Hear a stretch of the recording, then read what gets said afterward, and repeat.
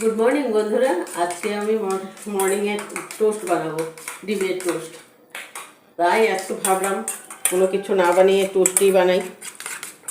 সব দিন ব্রেড রুটি এগুলো খেতে তো আর ভালো লাগে না, তাই আজকে টোস্টই বানাচ্ছি। দেখো ব্রেডগুলো এভাবে 3 কোনা করে কেটে নিচ্ছি।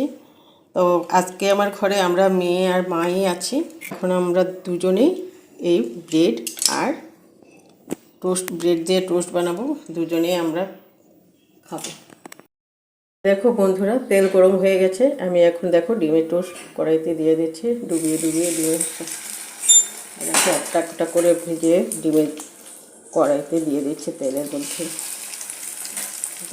হয়ে গেল টোস্ট, হয়ে যাবে এখনই টোস্ট। দেখো বন্ধুরা, এটাকে একটু দিয়ে দিই, উপর দিয়ে দিলে ভালো হবে।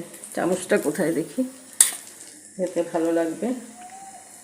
দেখো বন্ধুরা, এখানে সুন্দর, খেতেও ভালো লাগবে। পেঁয়াজগুলো না পড়লে তো আর ভালো লাগে না, তাই আমি সাথে একটু একটু করে দিয়ে দিলাম।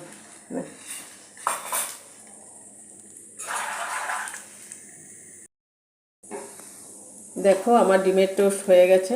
এখন ডিমের টোস্ট তুমি চাইলে সস দিয়েও খেতে পারো, না হলে এমনিও খেতে পারো।